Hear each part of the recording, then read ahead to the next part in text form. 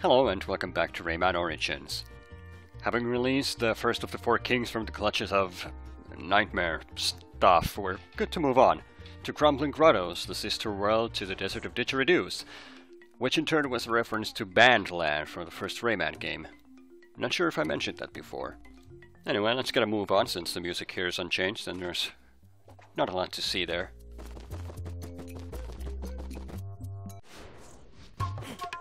Each level in Grumbling Grottos comes with its own unique little gimmick. In this case, it's flies. Swarms upon swarms of flies that you can't hurt and that will kill you when you touch them. To keep them at bay, you can hit these gongs that are scattered around. They emit what looks like light, but what I believe are actually sonic waves. What do you think you're doing? Get out of there! Stupid anti-toons always taking power-up spaces. So, gongs. There are two different types. Others produce a static ring, while others like that one give you your own personal sonic aura. Do not question the logic behind that. Both auras disappear after a while, but you can keep hitting the gongs as many times as you like. You may recall that we actually saw these flies and the sonic auras before in the Desert of Didgeridoo's flying stage, so they're not an entirely new concept. But this is the first, and I think the last time, that we get them in a proper platforming stage. Oh, and aside from the gongs, we also get these hovering tuning forks. They always have the protective layer around them, and it never depletes. So if you ever want to take a little breather somewhere, those are your best bet.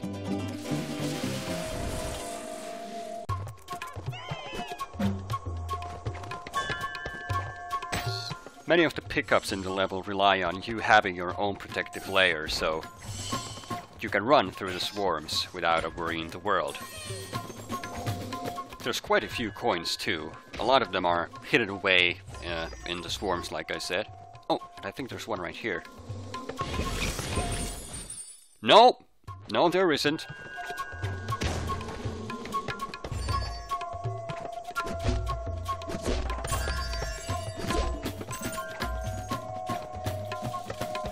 There's yet another coin. Oh, whoops. I'll get right back on it. Just didn't want to risk losing the bonus there.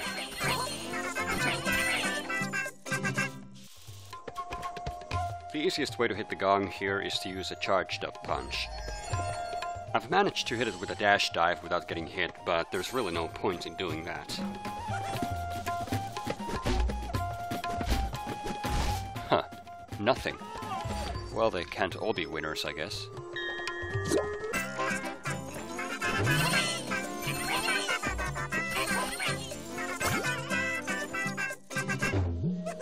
A switch.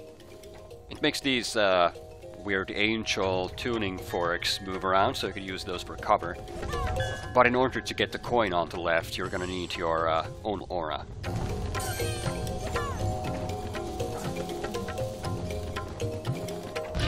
Oh, dang it, I was a fraction of a second too late there. Just gotta be a little bit more careful from here on out. Well, it's actually a good thing. Now we get to play this level as intended. Because as you may imagine, we could have breezed through everything with our personal aura.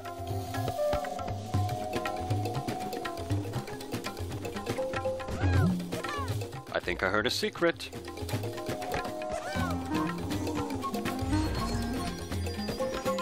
Mosquito, huh? Well, it's not too bad, actually. It's pretty much like the small segment with the Desert of Didgeridoos that I mentioned before. And I kinda like it. It doesn't force you to mash buttons or memorize enemy positions or anything like that. Just a nice little obstacle course.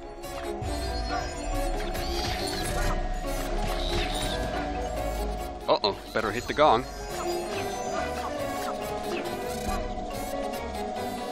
Okay, let's just take our time here. Well, that wasn't half bad. It was actually kind of enjoyable. Wait, what am I saying? Flying stages. Boo. Yes.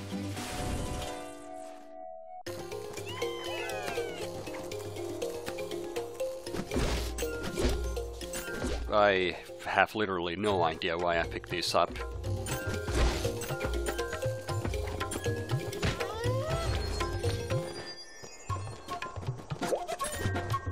Man, this level just keeps handing those lumps to you. I like this last bit over here. The game gives you a lot of protective auras and you have to make it to the next one before the previous one runs out. It's pretty basic, but it's a lot of fun. And there's always that slight feeling of panic because you know you're on a time limit. It's not really difficult though, and you don't even need to hit every one of them to get through.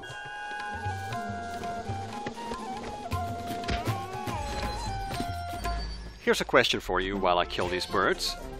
What do you think differentiates this screen from the rest of the level?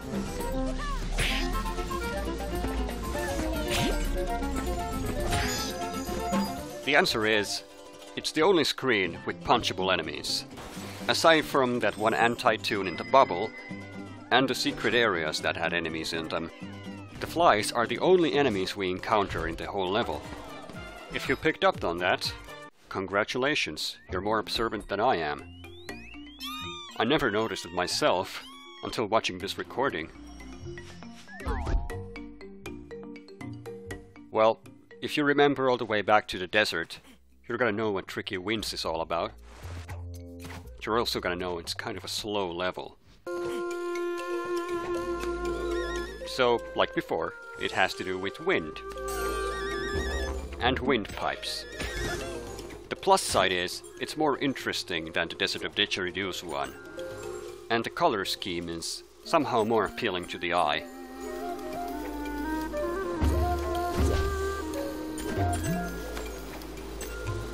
Also, it gives you way more shortcuts. You can use these drums to get on top of the pillars, and you don't have to deal with wind. No, I didn't mean it like that. Wipe that smirk off your face.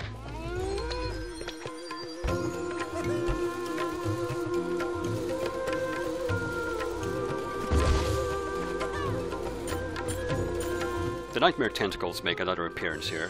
I always like the fact that they came out of the windpipes, that they're tangled up inside them. I'm easily amused. And right up here, our first secret. It's a pretty clever one too. It makes use of windpipes in a rather cramped area, just throws you all around. I can't help but think that the level itself would be a lot more interesting if it had areas like this, instead of just pipes blowing wind in every direction, slowing you down and pushing you every which way. But it's still a step up from the Desert of Didgeridoos. Right after I've said that, we get this completely pointless flight upwards. I mean, sure, there's all this bonus stuff and it floats upwards, which is a nice attention to detail. Just don't get the idea of putting two enemies there. If you weren't good enough to avoid them, you wouldn't have made it this far in the first place.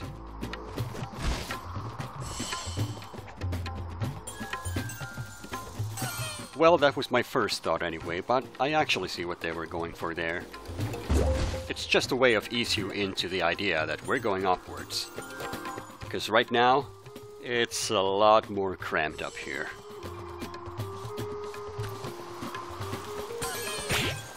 Even so, it could be a little bit more challenging than this.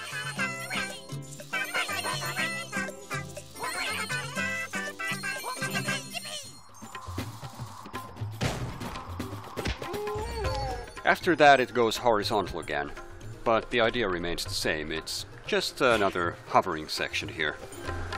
Not a whole lot to say about this one, to be honest.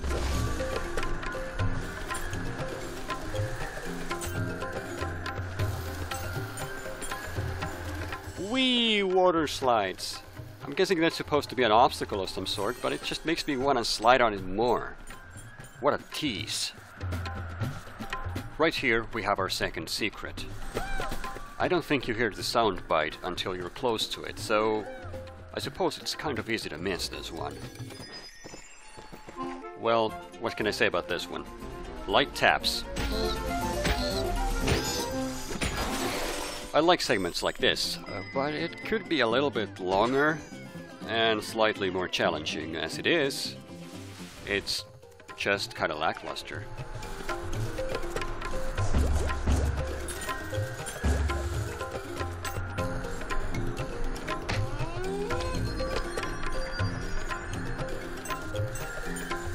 Man, it's still going on. It just keeps going and going and going. We're almost to the end, though.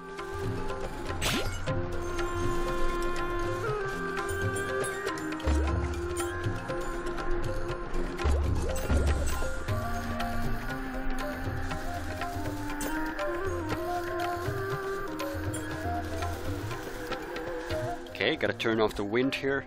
You don't actually need to do it. I discovered recently that you could squeeze past the tentacle and the wind, but it's a little bit safer to turn it off, of course. And so begins our final ascent. And I keep picking up lumps, I'm not sure why. Nothing there. This here's probably my favorite area in the level. I couldn't tell you why though. Maybe it's because of this bag. Because it sometimes teases you and throws those lumps right onto the tentacle and tests if you're stupid enough to jump. Which I was. Several times in fact. Or maybe the reason I like it is because it's the only screen that satisfies my morbid curiosity. You can squeeze your way here. If you're feeling bored, there's nothing to do. And if you go outside the boundaries, you suddenly drop real quick. I think it means there's no wind outside the screen. Bet you didn't know that before. Exciting stuff, right?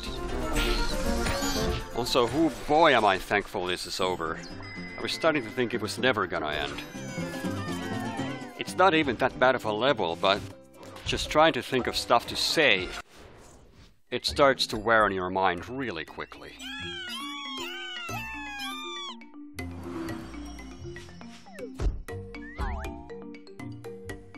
Alright, time for the flying stage. But believe it or not, I really like this one. And I'm not saying that just because the previous one was such a pain, this is actually really cool. Just like in Ticklish Temples, the flying stage is now the midway point for the chapter. Unlike in the first half, where it was always the transitional level to the next world that we were going to go to. The reason I like this one, well, first off, it looks nice, and that's always a plus. New enemy right there, I think. Don't know what they're called, but it's a bird that shoots fireballs. Not a big whoop. Takes a couple of hits to kill though. Any lump collectors will have to memorize the positions of the birds here, but that's always the case with flying stages, there's just no going around that. There's another new enemy. They kind of look like the Murrays from the Sea of Serendipity. But once again, I don't know what they're called. The purple ones you can't kill, so you just avoid them. Sometimes they also guard pickups. Wow, pure skill right there.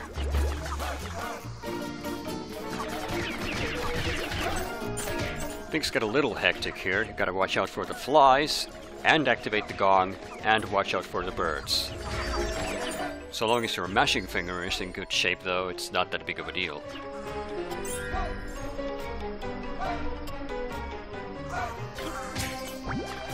Unlike their purple counterparts, these red worm thingies you can actually kill.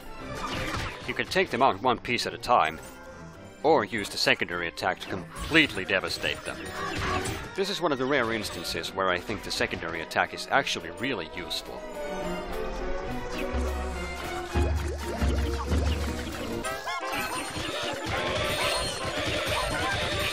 Oops, should have saved one bird for ammo.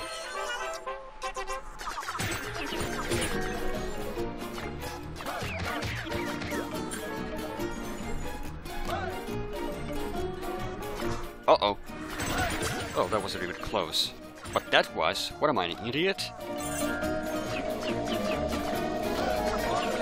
Don't come any closer, you.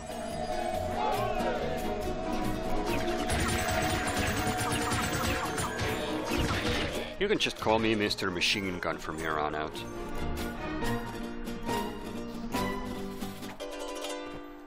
Oh, and did you notice that it's now dawn? It's a real subtle change, and they actually put a foreground in the way while the background was changing. I love that stuff. So yeah, good flying level, and I didn't even have to redo it for the lumps, so that makes it all the better. And that's all I have to say for now, so see you guys next time.